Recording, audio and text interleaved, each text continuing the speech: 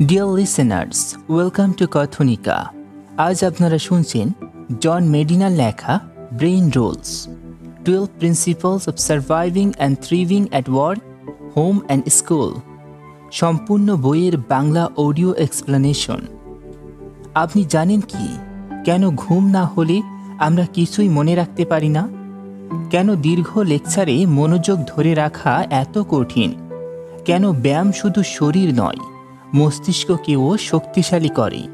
কেন ছবি বা ভিজুয়াল আমাদের মনে কথার চেয়ে বেশি গেঁথে যায়?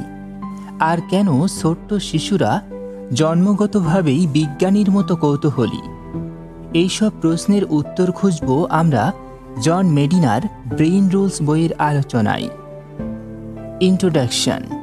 ভূমিকা। আমাদের আশ্চর্য মস্তিষ্ক। ভাবুন তো, আমরা প্রতিদিন কত অসাধারণ কাজ করি। হাজার হাজার ছোট ছোট ইলেকট্রনিক সিগন্যাল ছুটে বেড়ায় আমাদের মস্তিষ্কের ভেতর, আর সেই সিগন্যালগুলো আমাদের চিন্তা, আবেগ, স্মৃতি আর সিদ্ধান্তকে গঠন করে। কিন্তু আশ্চর্যের ব্যাপার হলো, আমাদের মধ্যে বেশিরভাগ মানুষই জানি না আমাদের মস্তিষ্ক আসলে কিভাবে কাজ করে। জন মেডিনা বলেছেন, এই বইয়ের উদ্দেশ্য হল আমাদেরকে 12টি ব্রেইন রুল এর সাথে পরিচয় করানো। এগুলো হচ্ছে মস্তিষ্ক সম্পর্কিত সবচেয়ে পরীক্ষিত ও প্রমাণিত কিছু বৈজ্ঞানিক সত্য। Dam things we do. আমরা প্রতিদিন অনেক অবুদ্ধিমান কাজ করি, শুধু মস্তিষ্ক কিভাবে কাজ করে তা না জানার কারণে। যেমন, আমরা ফোনে কথা বলতে বলতে গাড়ি চালাই, অথচ মস্তিষ্ক একই সাথে দুটো কাজ করতে পারে না। আমরা ঘন্টার পর ঘন্টা চেয়ারে বসে থাকি, অথচ আমাদের মস্তিষ্ক বিবর্তনের সময় প্রতিদিন 10 থেকে 12 মাইল হাঁটতে অভ্যস্ত ছিল। আমরা স্কুল ও অফিসের জন্য এমন পরিবেশ বানিয়েছি যেটা আসলে আমাদের মস্তিষ্কের প্রকৃতির সাথে পুরোপুরি বেমানান। এই ভুলগুলো এড়াতে হলে আমাদের জানতে হবে মস্তিষ্ক আসলে কিভাবে ডিজাইন হয়েছে। Brain rule one survival, the human brain evolved too.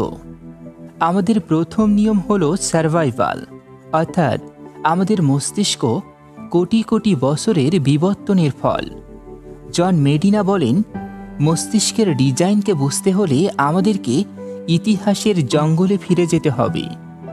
আমাদের মস্তিষ্ক তৈরি হয়েছে 4টি মূল উদ্দেশ্যের জন্য: সমস্যা সমাধান করার জন্য, বেঁচে থাকার জন্য, এক অনিশ্চিত পরিবর্তনশীল পরিবেশে, এবং সেটা করতে গিয়ে আমরা ছিলাম সর্বদা গতিশীল চলাফেরার মধ্যে। আমাদের মাথার ভেতর আসলে 3টা স্তরের মস্তিষ্ক আছে: লিজার্ড ব্রেইন, ব্রেইন স্টেম, শ্বাস নেওয়া, হার্টবিট চালানো ইত্যাদি মৌলিক কাজ নিয়ন্ত্রণ করে; ম্যামেলিয়ান ব্রেইন, লিম্বিক সিস্টেম, আবেগ, ভয়, রাগ, আনন্দ তৈরি করে; হিউম্যান ব্রেইন, কর্টেক্স, বিশেষ করে প্রিফ্রন্টাল কর্টেক্স, সমস্যা সমাধান, পরিকল্পনা, কল্পনা আর সিদ্ধান্ত নেওয়ার ক্ষমতা দেয়। গল্প। Finneas gauge. 1848 সালে রেল লাইন বানানোর কাজ করতে গিয়ে ফোরম্যান ফিনিয়াস গেজের মাথায় এক বিশাল লোহার দণ্ড ঢুকে যায়, যা তার প্রিফ্রন্টাল কর্টেক্সকে ধ্বংস করে দেয়। অদ্ভুতভাবে তিনি বেঁচে যান, কিন্তু তার স্বভাব পুরোপুরি বদলে যায়। আগে ছিলেন ভদ্র, দায়িত্বশীল, পরে হয়ে গেলেন অস্থির, অশ্লীল আর দায়িত্বহীন। এই ঘটনায় বিজ্ঞানীদের প্রথম শেখায় মস্তিষ্কের এই অংশ আমাদের মানবিকতা, আত্মনিয়ন্ত্রণ আর পরিকল্পনার জন্য দায়ী।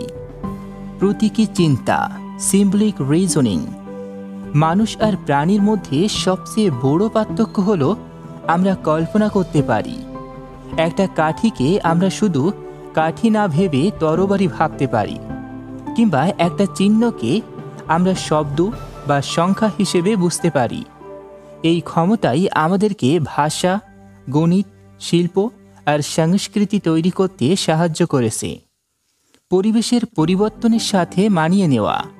বহু হাজার বছর আগে পৃথিবীর আবহাওয়া হঠাৎ বদলে যায়, কখনো প্রচণ্ড ঠান্ডা, কখনো আবার প্রচণ্ড গরম। আমরা শিখলাম পরিবর্তনের সাথে খাপ খাওয়াতে। যারা দ্রুত নতুন সমাধান বের করতে পারত তারাই বেঁচে থাকত। ফলাফল, আমরা শক্তিশালী না হয়ে বরং বুদ্ধিমান হয়ে উঠলাম। সামাজিক সহযোগিতা। একটা বিশাল ম্যামথকে একা মানুষ মারতে পারত না, কিন্তু দলবদ্ধভাবে সহযোগিতা করলে পারত। এইভাবেই তৈরি হলো টিমওয়ার্ক, সহযোগিতা আর একে অপরের মনের অবস্থা বোঝার ক্ষমতা, যেটাকে বিজ্ঞানীরা বলেন theory of mind. Take away. Brain rule one আমাদের শেখায় আমাদের মস্তিষ্ক তৈরি হয়েছে বেঁচে থাকার জন্য, সমস্যা সমাধানের জন্য, আর সেটা করতে গিয়ে সর্বদা পরিবর্তনের সাথে খাপ খাইয়ে চলার জন্য। প্রতীকী চিন্তা আর সহযোগিতা, এই দুই ক্ষমতাই আমাদেরকে অন্যান্য প্রাণী থেকে আলাদা করেছে। তাই আজও আমাদের শেখা, কাজ আর সম্পর্কের ক্ষেত্রে কৌতূহল, অভিযোজন ক্ষমতা আর দলবদ্ধ কাজ সবচেয়ে গুরুত্বপূর্ণ। Brain rule 2, exercise. Exercise boost brain power. ব্যায়াম কিভাবে সরাসরি আমাদের মস্তিষ্কের ক্ষমতা বাড়ায়। গল্প, জ্যাক লা-লেইন, 70 বছর বয়সে আচার্য কীর্তি। ভাবুন তো, একজন মানুষকে হাত পা বেঁধে সমুদ্রে ফেলে দেওয়া হলো। তিনি 70টা ছোট নৌকা, প্রতিটিতে একজন করে যাত্রী, সব একসাথে বেঁধে টেনে নিয়ে গেলেন প্রায় 1.5 মাইল দূরত্বে। অবিশ্বাস্য শোনাচ্ছে? এটা করেছেন আমেরিকার বিখ্যাত ফিটনেস গুরু জ্যাক লা-লেইন। আর তখন তার বয়স ছিল 70 বছর। তিনি শুধু শক্তিশালী ছিলেন না, তার মস্তিষ্কও ছিল তীক্ষ্ণ, প্রখর, প্রাণবন্ত। তার জীবন্ত উদাহরণই দেখায় ব্যায়াম মানে শুধু শরীর নয়, মস্তিষ্ককেও শক্তিশালী করা। ইভোলিউশন থেকে শিক্ষা। আমাদের মস্তিষ্ক চলাফেরার জন্য তৈরি। আমাদের পূর্বপুরুষরা প্রতিদিন গড়ে 10 থেকে 12 মাইল হাঁটত বা দৌড়াত। তখন খাবার পেতে হলে জঙ্গল ঘুরতে হতো, শিকার করতে হতো, গাছে উঠতে হতো, অর্থাৎ চলাফেরা ছিল জীবনের অংশ। এই অবস্থাতেই আমাদের মস্তিষ্ক বিকশিত হয়েছে। তাই আজ যখন আমরা ডেস্কে 8 ঘন্টা চুপচাপ বসে থাকি, তখন আমাদের মস্তিষ্ক আসলে অস্বাভাবিক অবস্থায় পড়ে যায়। বৈজ্ঞানিক প্রমাণ, ব্যায়াম ও মস্তিষ্ক। অনেক গবেষণায় দেখা গেছে যারা নিয়মিত ব্যায়াম করেন তারা স্মৃতিশক্তি, মনোযোগ, সমস্যা সমাধান সব ক্ষেত্রে ভালো করেন। নাসার এক গবেষণায় দেখা যায় মাত্র 26 মিনিটের ন্যাপ পাইলটদের পারফরম্যান্স 34% বাড়ায়। একইভাবে ব্যায়ামও একই রকম কার্যকর। শিশুদের ক্ষেত্রেও দেখা গেছে সপ্তাহে কয়েকদিন জগিং করার পর তাদের পরীক্ষার ফলাফল ও মনোযোগ ক্ষমতা বেড়ে যায়। অর্থাৎ ব্যায়াম মস্তিষ্ককে সরাসরি শক্তি যোগায়। ব্যায়াম কিভাবে কাজ করে? রক্ত সঞ্চালন বাড়ায়। ব্যায়াম করলে রক্ত চলাচল বাড়ে, ফলে মস্তিষ্কে বেশি অক্সিজেন আর গ্লুকোজ পৌঁছে। নতুন রাস্তা তৈরি করে। যেমন রাস্তা বানালে শহরের যাতায়াত সহজ হয়, ব্যায়ামও শরীরে নতুন রক্তনালী তৈরি করে, ফলে মস্তিষ্কের কোষগুলো খাবার আর অক্সিজেন বেশি পায়। ব্রেইন ফার্টিলাইজার বাড়ায়।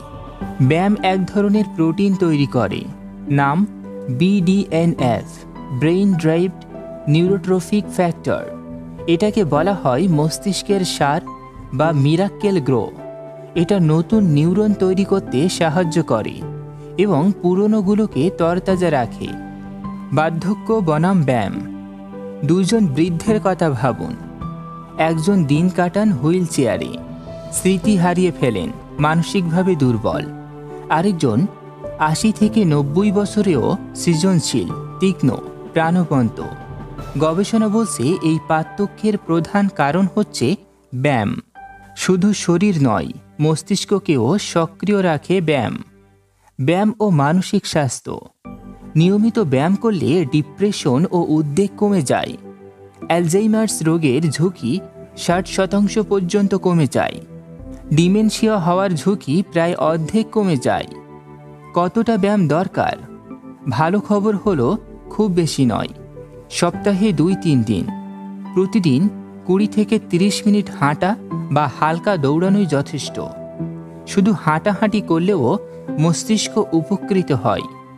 আর যদি সঙ্গে শক্তি বৃদ্ধির ব্যায়াম যোগ করেন তাহলে আরও বেশি লাভ। কাজ ও পড়াশোনায় ব্যবহার। জন মেডিনা প্রস্তাব করেছেন স্কুলে রিসেস বা শারীরিক অনুশীলনের সময় বাড়ানো উচিত, কমানো নয়। অফিসে মিটিংগুলো হাঁটতে হাঁটতে করা যেতে পারে। কেউ চাইলে ডেস্কে ছোট ট্রেডমিল ব্যবহার করতে পারেন ধীরে হাঁটতে হাঁটতে কাজ করার জন্য। এগুলো করলে শুধু শরীর নয়, মনোযোগ, সৃজনশীলতা আর সমস্যা সমাধান করার ক্ষমতা বাড়বে। Take away. ব্রেইন রুল 2 আমাদের শেখায় আমাদের মস্তিষ্ক চলাফেরার মধ্যে সবচেয়ে ভালো কাজ করে। ব্যায়াম রক্ত সঞ্চালন বাড়িয়ে নিউরনকে তরতাজা রেখে নতুন কোষ তৈরি করে, মস্তিষ্ককে শক্তিশালী করে। প্রতিদিন 20 থেকে 30 মিনিট হাঁটা বা দৌড়ানো আপনার চিন্তা, শেখা আর মনে রাখার ক্ষমতাকে নাটকীয়ভাবে উন্নত করতে পারে। Brain rule 3, sleep. Sleep well, think well. অর্থাৎ ঘুম ভালো না হলে মস্তিষ্কও ঠিকমতো কাজ করে না। গল্প পিটার ট্রিপ, জেগে থাকার ভয়ানক পরীক্ষা। 1959 সালে নিউ ইয়র্কের একজন জনপ্রিয় radio disc jockey Peter Tripp ঘোষণা করলেন তিনি টানা 200 ঘন্টা জেগে থাকবেন, মানে 8 দিনেরও বেশি। টাইমস স্কোয়ারের এক কাঁচের বুথে তিনি বসে থাকলেন। লোকজন আর বিজ্ঞানীরা তাকে দেখছিলেন। প্রথম 3 দিন সব ঠিকঠাক ছিল, তারপর হঠাৎ তার আচরণ পাল্টে গেল। তিনি অশোভন, রাগী আর সন্দেহপ্রবণ হয়ে উঠলেন। কয়েকদিন পর হ্যালোসিনেশন শুরু হলো। তিনি দেখতে পেলেন অদ্ভুত দৃশ্য, শুনতে পেলেন কল্পিত শব্দ। অবশেষে 200 ঘন্টা পরে তিনি ভেঙে পড়লেন আর ডাক্তারদের সাহায্যে তাকে বিশ্রাম নিতে হলো। এই পরীক্ষায় প্রমাণ করে ঘুম ছাড়া মস্তিষ্ক ভয়ানকভাবে ভেঙে পড়ে। ঘুম না হলে কি হয়? মস্তিষ্কের মনোযোগ ভেঙে যায়, সমস্যা সমাধান করার ক্ষমতা নষ্ট হয়, আবেগ হারিয়ে যায়। দীর্ঘদিন ঘুমের ঘাটতি থাকলে ডিপ্রেশন, উদ্বেগ আর শারীরিক রোগ পর্যন্ত হতে পারে। ঘুম আসলে কি? অনেকে ভাবে ঘুম মানে বিশ্রাম, কিন্তু বৈজ্ঞানিক গবেষণায় দেখা গেছে ঘুমের মধ্যে আমাদের মস্তিষ্ক ভীষণ সক্রিয় থাকে। স্মৃতি প্রসেস করে, আবেগ ঠিকঠাক করে, শরীরের ভাঙা অংশ মেরামত করে। ঘুম মানে শুধু বিশ্রাম নয়, বরং এক ধরনের মেন্টাল রিসার্চিং সিস্টেম। দুটি যুদ্ধ, প্রসেস সি আর প্রসেস এস। আমাদের ঘুম নিয়ন্ত্রণ করে দুইটা সিস্টেম। সার্কাডিয়ান রিদম, প্রসেস সি, দেহের ভেতরের ঘড়ি। সূর্যলোক সময় আর হরমোন দিয়ে নিয়ন্ত্রিত। Sleep pressure, process S. যত বেশি সময় জেগে থাকি তত ঘুমের চাপ বাড়ে। এই দুই সেনাবাহিনী সারা দিন যুদ্ধ করে, একটা জাগিয়ে রাখে আরেকটা ঘুম পাড়ায়।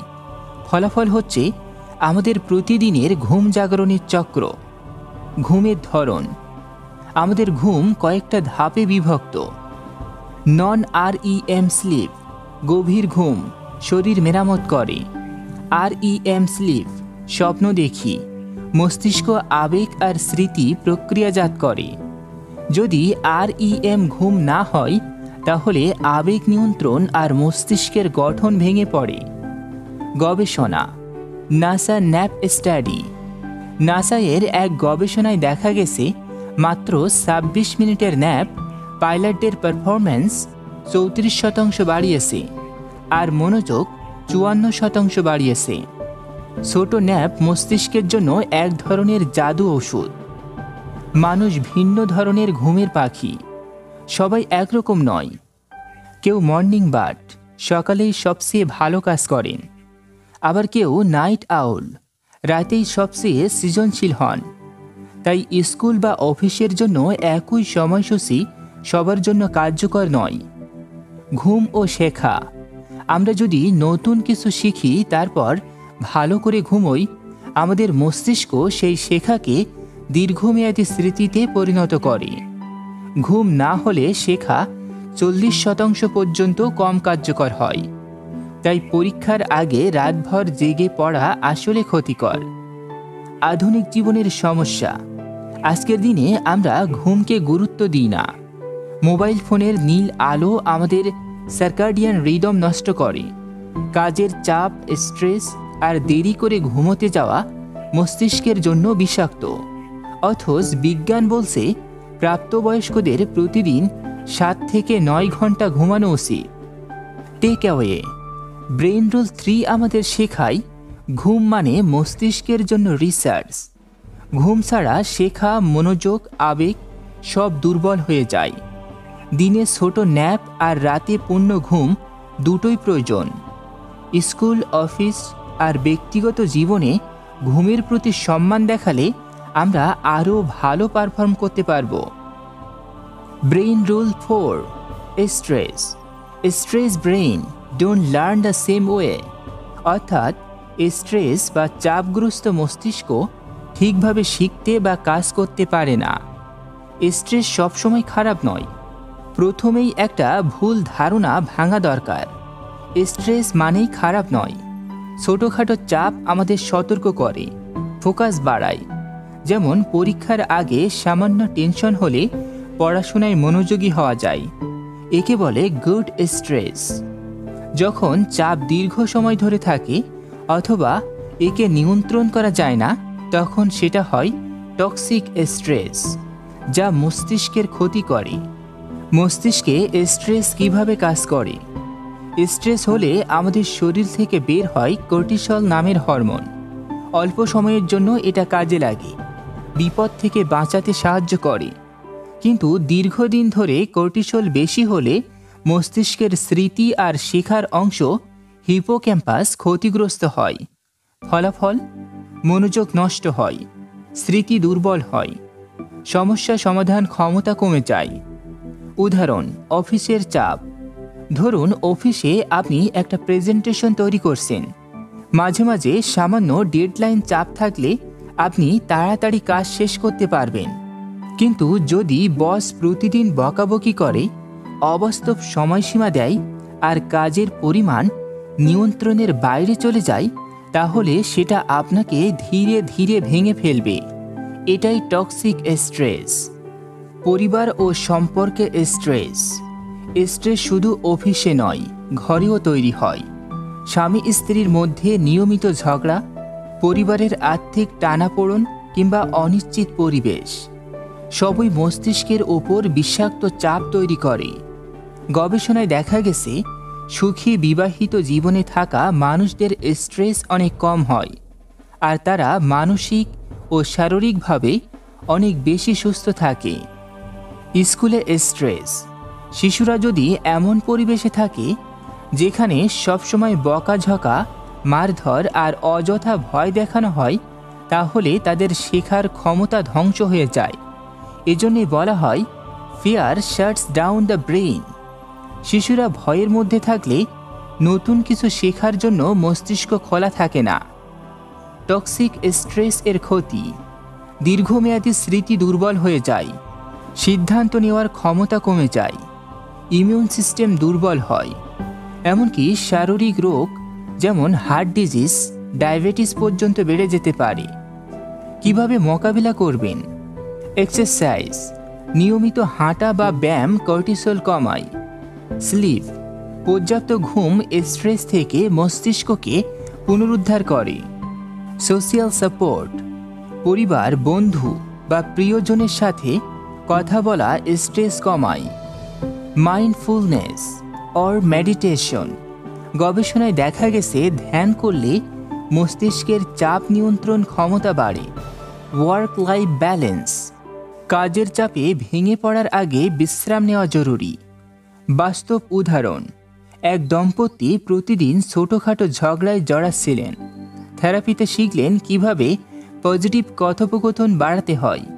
ফলাফল, সম্পর্ক ভালো হলো, স্ট্রেস কমল, এমনকি তাদের সন্তানের স্কুলের ফলাফলও উন্নত হলো।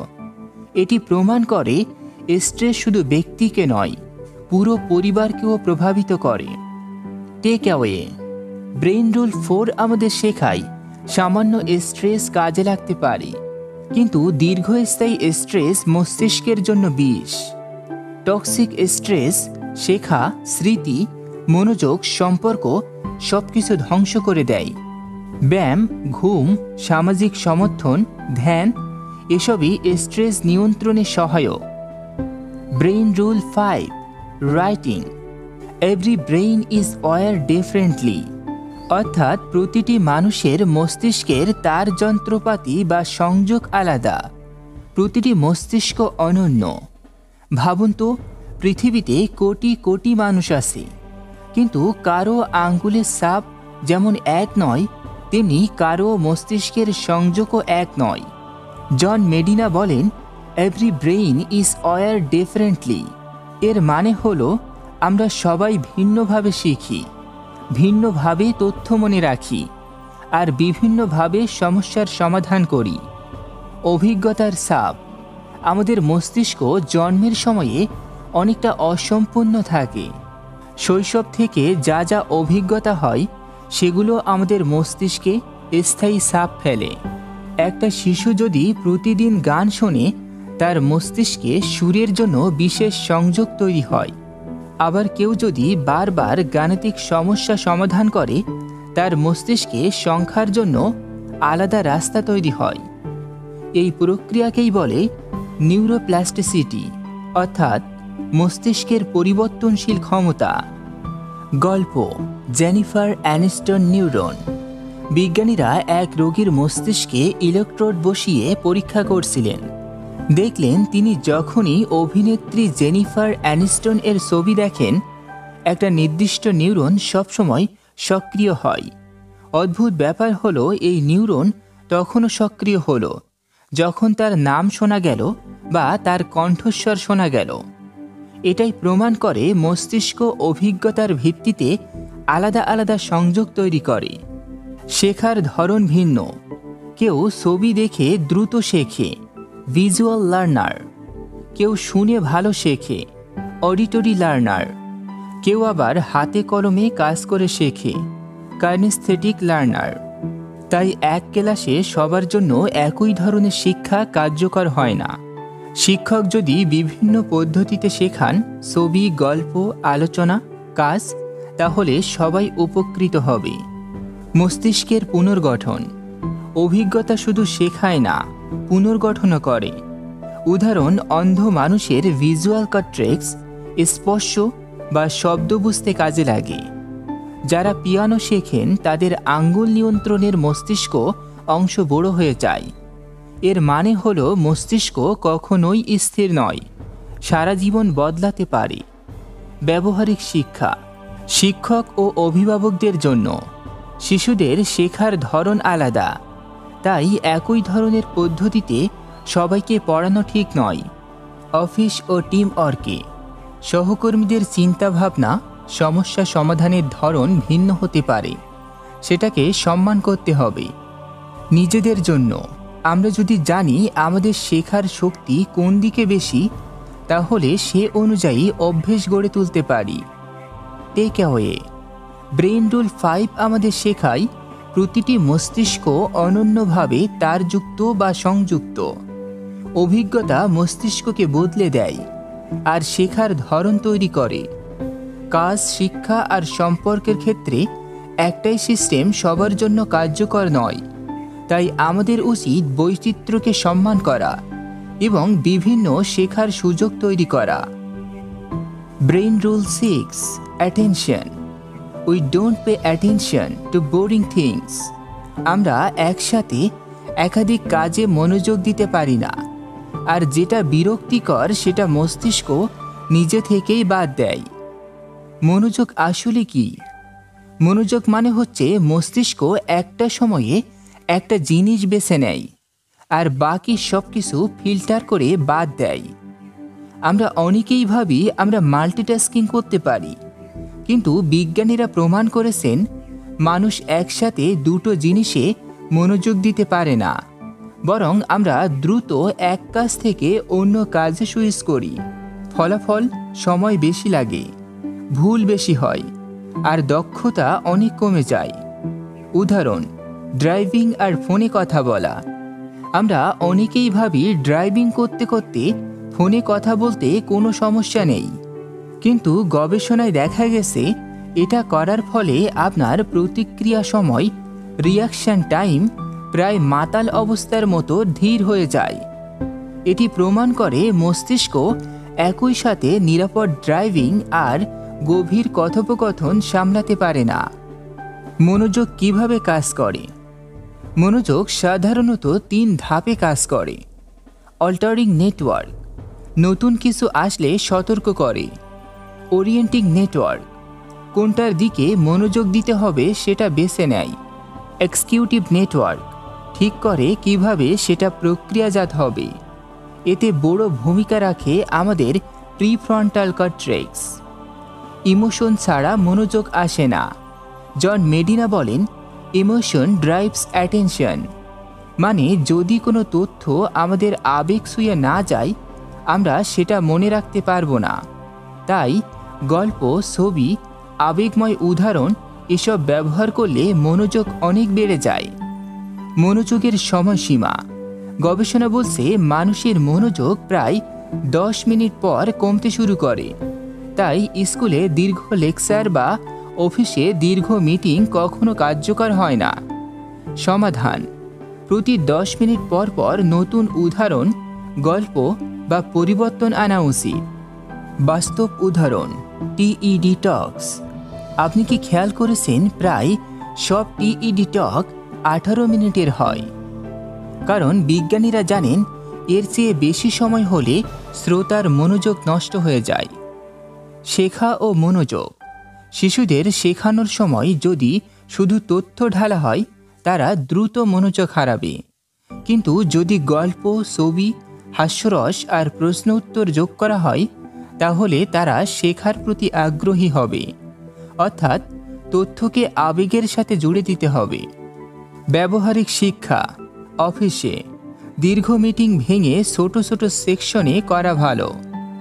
স্কুলে শিক্ষকরা প্রতি 10 মিনিট পর গল্প, ছবি বা হাস্যরস যোগ করতে পারেন। নিজের পড়াশোনায় একটানা ঘন্টার পর ঘন্টা না পড়ে 20 থেকে 25 মিনিট পড়ে ছোট বিরতি নিন। Take away. ব্রেইন রুল 6 আমাদের শেখায় আমরা একসাথে একাধিক কাজে মনোযোগ দিতে পারি না। বিরক্তিকর জিনিস মস্তিষ্ক স্বয়ংক্রিয়ভাবে বাদ দেয়। আবেগ ছাড়া মনোযোগ তৈরি হয় না। মনোযোগ ধরে রাখতে ছোট বিরতি, গল্প, ছবি আর আবেগময় উদাহরণ ব্যবহার করা জরুরি। Brain rule 7, memory. Repeat to remember. অর্থাৎ মনে রাখতে হলে আমাদেরকে বারবার পুনরাবৃত্তি করতে হবে। স্মৃতি আসলে কি? আমাদের মস্তিষ্ক অনেকটা কম্পিউটারের মতো, কিন্তু এর মেমোরি সিস্টেম একেবারেই আলাদা। কম্পিউটারে ফাইল কপি করলে সেটা হুবহু একই রকম থাকে, কিন্তু মানুষ তথ্য মনে রাখলে সেটা বদলাতে থাকে। মানে হলো আমাদের স্মৃতি সবসময় নতুনভাবে লেখা হয়।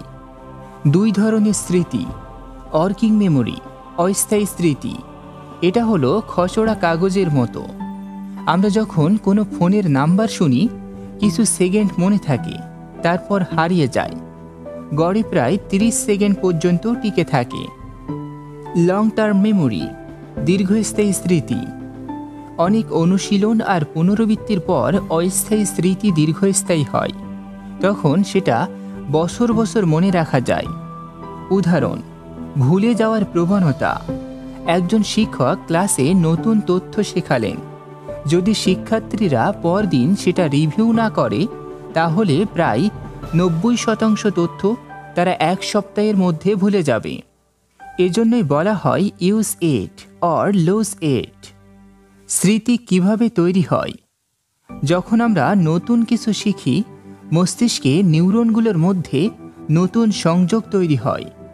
বারবার ব্যবহার করলে সেই সংযোগ শক্তিশালী হয়। আর ব্যবহার না করলে সেটা দুর্বল হয়ে ভেঙে পড়ে। এটা অনেকটা মাটির ওপর হাঁটার পথের মতো। একবার হাঁটলে পথ অস্পষ্ট, বারবার হাঁটলে পথ স্পষ্ট হয়ে যায়। স্পেসড রিপিটেশন বৈজ্ঞানিক পদ্ধতি। গবেষণায় দেখা গেছে একসাথে ঘন্টার পর ঘন্টা পড়ার চেয়ে অল্প অল্প করে বারবার পড়া অনেক কার্যকর। এটাকেই বলে স্পেসড রিপিটেশন। উদাহরণ, পরীক্ষার আগে 5 ঘন্টা এক রাতে পড়ার চেয়ে প্রতিদিন 1 ঘন্টা করে 5 দিন পড়া অনেক বেশি কার্যকর। স্মৃতি ও আবেগ। আমরা আবেগময় ঘটনাকে সহজে ভুলতে পারি না। যেমন প্রথম স্কুলে যাওয়ার দিন, বড় কোনো দুর্ঘটনা অথবা খুশির মুহূর্ত। কারণ আবেগ আমাদের মস্তিষ্কের অ্যামিগডালাকে সক্রিয় করে আর সেটা স্মৃতিকে শক্তিশালী করে তোলে। ভুল স্মৃতি, ফলস মেমোরি।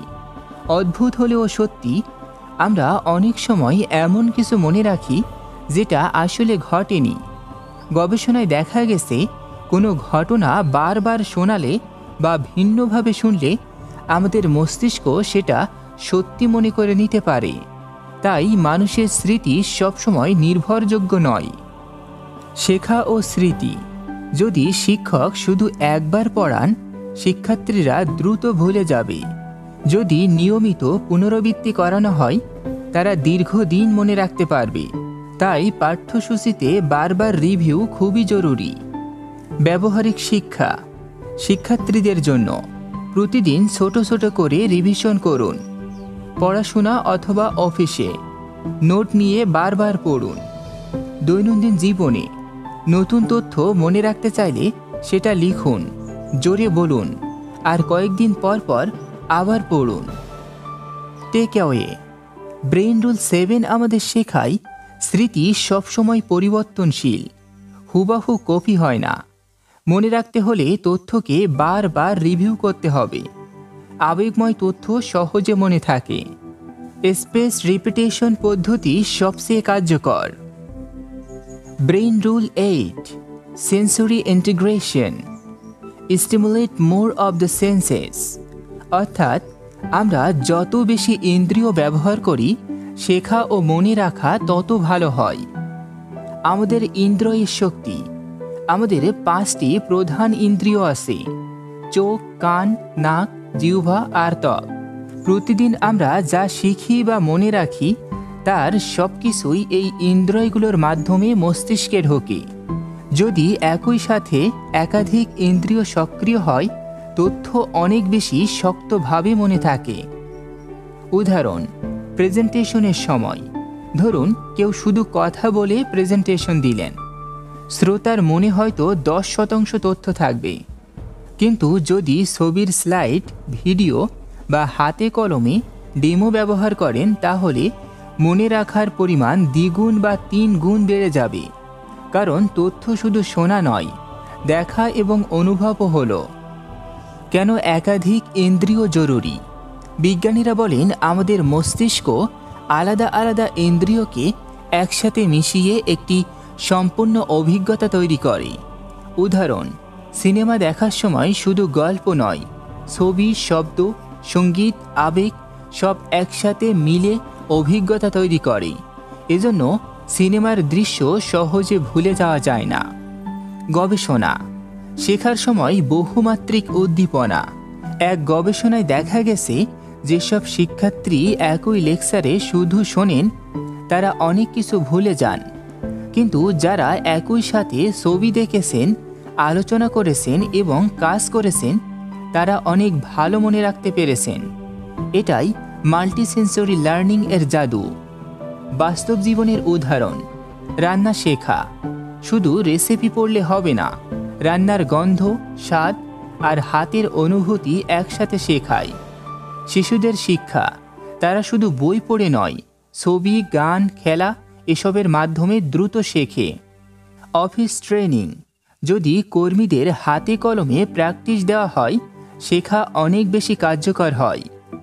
মস্তিষ্কের জন্য সেরা কৌশল। শেখার সময় ছবি, চার্ট বা ডায়াগ্রাম ব্যবহার করুন। শব্দ, সঙ্গীত বা ভিডিও যোগ করুন। হাতে কলমে কাজ করার সুযোগ দিন।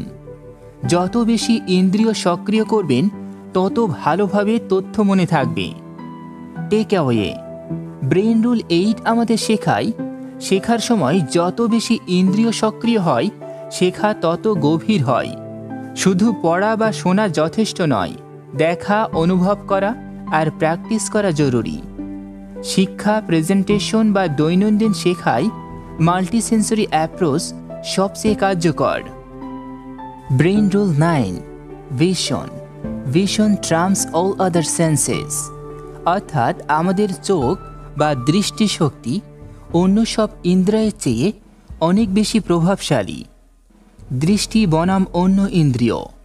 গবেষণায় দেখা গেছে মানুষ যা শোনে তার প্রায় 10% কয়েকদিন পর মনে রাখতে পারে, কিন্তু একই তথ্য যদি ছবি আকারে দেখে তাহলে প্রায় 65% পর্যন্ত মনে রাখতে পারে। এটি প্রমাণ করে দৃষ্টি হল সবচেয়ে শক্তিশালী শিক্ষার হাতিয়ার। মস্তিষ্কে ভীষণের জায়গা। আমাদের মস্তিষ্কের প্রায় অর্ধেক অংশ কোনো না কোনোভাবে দৃষ্টি প্রক্রিয়াজাত করতে ব্যস্ত থাকে। রং, আকার, গভীরতা, গতি, মুখ চিনে রাখা সবকিছুই আলাদা আলাদা এলাকায় প্রক্রিয়াজাত হয়। এজন্য আমরা ছবি, মুখ, দৃশ্য খুব সহজে মনে রাখতে পারি। গল্প, পিকচার সুপ্রিয়রিটি ইফেক্ট। বিজ্ঞানীরা এটাকে বলেন পিকচার সুপ্রিয়রিটি ইফেক্ট। মানে শুধু লেখা পড়লে আমরা কম মনে রাখি, কিন্তু ছবি বা ভিজুয়াল দিলে অনেক বেশি মনে থাকে। উদাহরণ, ধরুন আপনাকে আপেল শব্দটা বলা হলো, আপনি হয়তো কয়েক ঘন্টা পর ভুলে যাবেন, কিন্তু যদি আপনাকে লাল রঙের টাটকা আপেলের ছবি দেখানো হয় সেটি অনেক দিন মনে থাকবে। ছবি কেন শক্তিশালী? কারণ ছবি একসাথে অনেক তথ্য দেয়। রং, আকার, মাপ, আবেগ সব একসাথে বোঝা যায়, আর সেটা মস্তিষ্ক দ্রুত প্রক্রিয়াজাত করতে পারে। এজন্যই বলা হয় এ পিকচার ইজ ওয়ার্থ 1000 ওয়ার্ডস। শেখায় ভীষণ এর ব্যবহার। শিক্ষকরা লেকচারে শুধু লেখা নয়, ছবি, ডায়াগ্রাম ও ভিডিও ব্যবহার করলে শিক্ষার্থীরা অনেক ভালো শিখবে। অফিস প্রেজেন্টেশনে লম্বা টেক্সট ভরা স্লাইডের বদলে ছবি বা গ্রাফ ব্যবহার করুন। নিজের পড়াশোনা, কোনো বিষয় শেখার সময় মাইন্ড ম্যাপ, চার্ট বা ডুডল ব্যবহার করলে বেশি মনে থাকবে। গবেষণা, ওয়াইন টেস্টিং এক্সপেরিমেন্ট। এক পরীক্ষায় মানুষকে সাদা ওয়াইন দেওয়া হয়েছিল, কিন্তু রিসার্চার্স সেটাকে লাল রং মিশিয়ে দেন। ফলাফল, মানুষ ভেবেছিল তারা লাল ওয়াইন খাচ্ছে। এটি প্রমাণ করে আমাদের দৃষ্টি মাঝে মাঝে অন্য ইন্দ্রিয়কে পর্যন্ত ছাপিয়ে যায়। বাস্তব জীবনে প্রভাব। সিনেমায় আমরা কেন আবেগে ভেসে যাই? কারণ ভিজুয়াল আমাদের সরাসরি প্রভাবিত করে। বিজ্ঞাপনে কেন এত ছবি ব্যবহার করা হয়? কারণ ছবি আমাদের মনে গেঁথে যায়। এমনকি খাবারের স্বাদও অনেক সময় চোখের ওপর নির্ভর করে। সুন্দরভাবে সাজানো খাবার আমাদের কাছে বেশি সুস্বাদু লাগে। Take away. ব্রেন রুল 9 আমাদের শেখায় দৃষ্টিশক্তি অন্য সব ইন্দ্রিয়ের চেয়ে অনেক বেশি শক্তিশালী। ছবি বা ভিজুয়াল তথ্য লেখা বা কথার চেয়ে সহজে মনে থাকে।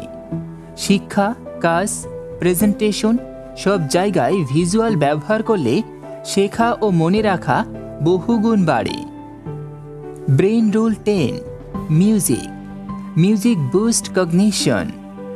অর্থাৎ সঙ্গীত শুধু বিনোদন নয়, বরং মস্তিষ্ককে প্রভাবিত করে শেখা, আবেগ ও মনোযোগ বাড়াতে সাহায্য করে। সঙ্গীত শুধু শিল্প নয়, বিজ্ঞানও। সঙ্গীত আমাদের জীবনের প্রতিদিনের অংশ। গান শুনলে মন ভালো হয়, তাল মেনে হাঁটলে গতি বাড়ে, আবার বিষণ্ণতার কোনো সুর কানে এলে চোখে জল আসে। এটি প্রমাণ করে সঙ্গীত শুধু কান নয়, আমাদের মস্তিষ্ক ও আবেগকে গভীরভাবে নাড়া দেয়। মস্তিষ্কে সঙ্গীতের প্রভাব। গবেষণা বলছে সঙ্গীত মস্তিষ্কের অনেক অংশ সক্রিয় করে। অডিটরি কর্টেক্স শব্দ প্রক্রিয়াজাত করে, মোটর কর্টেক্স তাল মেনে শরীর নড়াচড়া করে, লিম্বিক সিস্টেম আবেগ জাগায়, প্রিফ্রন্টাল কর্টেক্স পরিকল্পনা আর প্রত্যাশা তৈরি করে। অর্থাৎ সঙ্গীত আমাদের পুরো মস্তিষ্ককে একসাথে সক্রিয় করে তোলে। শিশু ও সঙ্গীত গবেষণায় দেখা গেছে, যারা ছোটবেলায় সঙ্গীত শেখে তাদের মস্তিষ্কে ভাষা শেখা ও গণিত বোঝার ক্ষমতা অনেক ভালো হয়। সঙ্গীত শেখা শিশুদের মনোযোগ, স্মৃতি এবং হাত চোখের সমন্বয়ও উন্নত করে। এজন্যই বলা হয় মিউজিক মেক্স কিড স্মার্টার। আবেগ ও স্মৃতি, আপনি কি খেয়াল করেছেন কোনো পুরনো গান শুনলে হঠাৎ করে অনেক দিনের স্মৃতি জেগে ওঠে? কারণ সঙ্গীত সরাসরি আমাদের আবেগের সাথে যুক্ত, আর আবেগ স্মৃতিকে শক্তিশালী করে। থেরাপিতে সঙ্গীত, পার্কিনসন্স রোগে রোগীরা সঙ্গীতের তালে হাঁটতে পারলে তাদের চলাফেরা সহজ হয়। ডিপ্রেশনে গান বা সুর মানসিক চাপ কমায়। অ্যালজাইমার্স রোগে রোগীরা গান শুনে পুরনো স্মৃতি মনে করতে পারে। এটি প্রমাণ করে সঙ্গীত এক ধরনের প্রাকৃতিক ওষুধ। পড়াশোনা ও কাজে সঙ্গীত, হালকা ব্যাকগ্রাউন্ড মিউজিক মনোযোগ বাড়াতে পারে, তবে খুব জোরে বা লিরিক্সযুক্ত গান অনেক সময় মনোযোগ ভেঙে দেয়। সঠিক সঙ্গীত বেছে নিলে পড়াশোনা বা কাজ অনেক আনন্দময় হতে পারে। ব্যবহারিক শিক্ষা, পড়াশোনার সময় হালকা ইনস্ট্রুমেন্টাল মিউজিক শুনতে পারেন। শিশুদের জন্য সঙ্গীত শেখার সুযোগ দিন। অফিসে মাঝে মাঝে রিল্যাক্সিং মিউজিক ব্যবহার করলে চাপ কমে যায়। টেক অ্যাওয়ে, ব্রেইন রুল 10 আমাদের শেখায় সঙ্গীত শুধু বিনোদন নয়, শেখা আবেগ ও মস্তিষ্কের সমন্বয়ে গুরুত্বপূর্ণ ভূমিকা রাখে। শিশুদের শেখায় সঙ্গীত বিশেষভাবে কার্যকর। থেরাপি, মনোযোগ ও আবেগ নিয়ন্ত্রণে সঙ্গীত ব্যবহার করা যায়। Brain rule 11, gender, male and female brains are different. অর্থাৎ নারী ও পুরুষের মস্তিষ্কে কিছু গঠনগত ও কার্যকারী পার্থক্য রয়েছে, যা শেখা, আচরণ এবং আবেগকে ভিন্নভাবে প্রভাবিত করে। প্রথমেই গুরুত্বপূর্ণ কথা, এই নিয়মের মানে এই নয় যে একজন অন্যজনের থেকে ভালো বা খারাপ, বরং তাদের ভিন্নতা আছে, আর সেই ভিন্নতা বোঝা জরুরি। মস্তিষ্কের গঠনগত পার্থক্য, পুরুষের মস্তিষ্ক গড়ে নারীর তুলনায় কিছুটা বড়, তবে নারীর মস্তিষ্কে কর্টেক্স তুলনামূলক ঘন এবং নিউরনের সংযোগ সিনাপস বেশি শক্তিশালী। মানে হলো গঠন আলাদা হলেও কার্যক্ষমতা সমান। আবেগ ও স্মৃতি, নারীরা সাধারণত আবেগময় সূক্ষ্ম দিকগুলো ভালোভাবে মনে রাখতে পারে। পুরুষরা অনেক সময় বড় চিত্র বা মূল বিষয় মনে রাখতে বেশি দক্ষ। উদাহরণ, একটি ঘটনার পর নারী হয়তো বলবেন, তুমি লাল শার্ট পরেছিলে, জানালার পাশে বসেছিলে, আর মৃদু বৃষ্টি হচ্ছিল। পুরুষ হয়তো বলবেন, হ্যাঁ, আমরা সেদিন রেস্টুরেন্টে গিয়েছিলাম। দুটোই ঠিক, তবে দৃষ্টিভঙ্গি আলাদা। স্ট্রেস রেসপন্স, পুরুষেরা চাপের সময় সাধারণত ফাইট অর ফ্লাইট মোডে যান, অর্থাৎ লড়াই বা পালিয়ে যাওয়া। নারীরা চাপের সময় বেশি ব্যবহার করেন টেন্ড অ্যান্ড বিফ্রেন্ড প্রক্রিয়া, অর্থাৎ সম্পর্ক ধরে রাখা, অন্যকে সাহায্য করা। এজন্য একই পরিস্থিতিতে পুরুষ ও নারী ভিন্নভাবে প্রতিক্রিয়া দেখান। শেখার ধরনে পার্থক্য, ছেলেরা অনেক সময় হাতে কলমে কাজ, গতি ও ভিজুয়াল টাস্কে ভালো করে। মেয়েরা অনেক সময় ভাষা, আবেগ বোঝা এবং মাল্টিটাস্কিংয়ে ভালো করে। তবে মনে রাখতে হবে, এগুলো সাধারণ প্রবণতা, সবাই একরকম নয়। সম্পর্ক ও যোগাযোগ, নারীরা সাধারণত বেশি বিস্তারিতভাবে অনুভূতি প্রকাশ করেন। পুরুষেরা প্রায়ই সরাসরি ও সংক্ষিপ্তভাবে কথা বলেন। এজন্য দাম্পত্য বা বন্ধুত্বের সম্পর্কে ভুল বোঝাবুঝি হয়, যদি একে অপরের পার্থক্যকে না বোঝা যায়। বাস্তব শিক্ষা, অফিসে পুরুষ ও নারী কর্মীদের চিন্তার ধরন ভিন্ন হতে পারে। বৈচিত্র্য টিমকে আরও সৃজনশীল করে তোলে। শিক্ষায় ছেলেমেয়েদের শেখার শক্তি আলাদা হতে পারে, তাই শেখানোর সময় নানা পদ্ধতি ব্যবহার করা উচিত। সম্পর্কে একে অপরের মস্তিষ্কের ভিন্নতা বোঝা গেলে সম্পর্ক আরও গভীর হয়। টেক অ্যাওয়ে ব্রেইন রুল 11 আমাদের শেখায় পুরুষ ও নারীর মস্তিষ্কে কিছু ভিন্নতা রয়েছে, তবে কারও শ্রেষ্ঠত্ব বোঝায় না। আবেগ, স্মৃতি, শেখা ও চাপ সামলানোর ধরনে পার্থক্য দেখা যায়। শিক্ষা, কাজ ও সম্পর্কে এই ভিন্নতাকে বোঝা এবং কাজে লাগানো জরুরি। Brain rule 12 exploration. We are powerful and natural explorer, অর্থাৎ মানুষ জন্মগতভাবে অনুসন্ধানী, কৌতূহলী আর নতুন কিছু শেখার জন্য তৈরি। শিশুরা প্রকৃতি বিজ্ঞানী। একটি শিশু যখন হাঁটতে শেখে তখন সে চারিপাশে সব কিছু ছুঁয়ে, মুখে দিয়ে, ঘ্রাণ নিয়ে বোঝার চেষ্টা করে। তারা প্রশ্ন করে, পরীক্ষা নিরীক্ষা করে, বারবার ভুল করে আবার চেষ্টা করে। আসলে প্রতিটি শিশু জন্মগতভাবে একজন বিজ্ঞানী। কৌতূহল মস্তিষ্ককে চালায়। আমাদের মস্তিষ্ক নতুন কিছু জানার জন্য সবসময় প্রস্তুত। নতুন কোনো জায়গা দেখলে, নতুন কোনো প্রশ্ন শুনলে অথবা রহস্যময় কোনো ঘটনা ঘটলে আমরা অটোমেটিকভাবে মনোযোগী হয়ে যাই, কারণ কৌতূহল শেখার সবচেয়ে বড় চালিকা শক্তি। গল্প বেবি ল্যাবরেটরি। একটি গবেষণায় দেখা গেছে শিশুদের সামনে দুটি খেলনা রাখা হলো। একটি খেলনা পরিচিত শব্দ করল, আরেকটি নতুন শব্দ করল। ফলাফল, শিশুরা নতুন শব্দের খেলনার দিকে বেশি মনোযোগ দিল।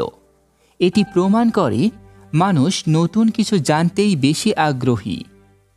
অনুসন্ধানের প্রক্রিয়া। মানুষ সাধারণত শেখে 3 ধাপে: প্রশ্ন করা, এটা কি, কেন হলো, কিভাবে কাজ করে; পরীক্ষা করা, চেষ্টা, ভুল করা, আবার চেষ্টা করা; শেখা, অভিজ্ঞতা থেকে শিক্ষা নেওয়া। এই চক্র বারবার ঘুরে চলে। স্কুল ও অফিসে সমস্যা। দুর্ভাগ্যজনকভাবে অনেক স্কুল বা অফিস কৌতূহলকে দমন করে। স্কুলের শিশুরা মুখস্থ করার চাপে প্রশ্ন করা ভুলে যায়। অফিসে কর্মীরা ভুল করার ভয়ে নতুন আইডিয়া চেষ্টা করে না। অথচ বিজ্ঞান বলছে কৌতূহল ও অনুসন্ধান ছাড়া প্রকৃত শেখা সম্ভব নয়। বাস্তব উদাহরণ: টমাস এডিসন হাজারবার ব্যর্থ হয়ে অবশেষে বাতি আবিষ্কার করেছিলেন। স্টিভ জবস নতুন ডিজাইনের জন্য ক্রমাগত প্রশ্ন করতেন, চেষ্টা করতেন। এরা সবাই প্রমাণ করেছেন অনুসন্ধানই বড় সাফল্যের চাবিকাঠি। ব্যবহারিক শিক্ষা। শিক্ষার্থীদের জন্য শুধু মুখস্থ নয়, প্রশ্ন করতে উৎসাহিত হন। অফিসে কর্মীদের নতুন আইডিয়া চেষ্টা করার সুযোগ দিন। ভুলকে শাস্তি নয়, বরং শেখার অংশ ভাবুন। নিজেদের জন্য প্রতিদিন নতুন কিছু শিখুন, ছোট ছোট পরীক্ষা করুন।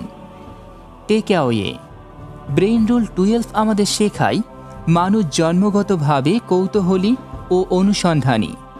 শেখার প্রকৃত শক্তি আসে প্রশ্ন করা আর পরীক্ষা করার মাধ্যমে। শিক্ষা, কাজ ও ব্যক্তিগত জীবনে কৌতূহল ধরে রাখাই সাফল্যের আসল চাবিকাঠি। সামারি অব দ্য বুক: 12টি ব্রেইন রুলস সারাংশ।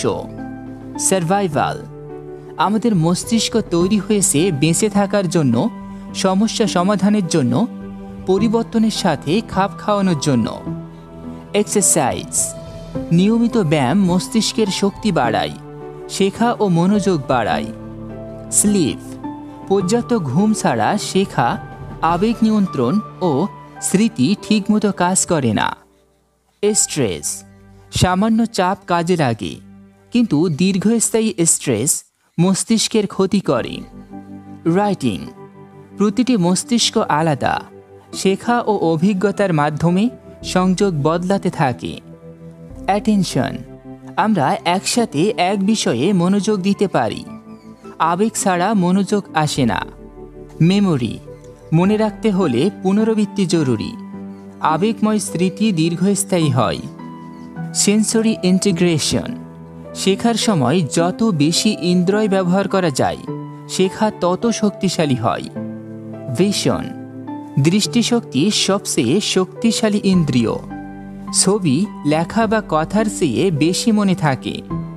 মিউজিক, সঙ্গীত মস্তিষ্ককে সক্রিয় করে, শেখা ও আবেগকে প্রভাবিত করে। জেন্ডার, নারী ও পুরুষ মস্তিষ্কে কিছু ভিন্নতা আছে যা শেখা ও আচরণকে ভিন্নভাবে প্রভাবিত করে। এক্সপ্লোরেশন, মানুষ জন্মগতভাবে অনুসন্ধানী, কৌতূহলী শেখার সবচেয়ে বড় চালিকা শক্তি। আমরা প্রায় মনে করি মস্তিষ্ক একটা সাধারণ যন্ত্র, কিন্তু জন মেডিনা আমাদের দেখিয়েছেন এটা এক অসাধারণ, জীবন্ত, পরিবর্তনশীল সিস্টেম। যদি আমরা মস্তিষ্কের এই নিয়মগুলো মেনে চলতে পারি তবে পড়াশোনা, কাজ, সম্পর্ক সব কিছুতে আমরা আরও সফল, সৃজনশীল ও সুখী হতে পারি।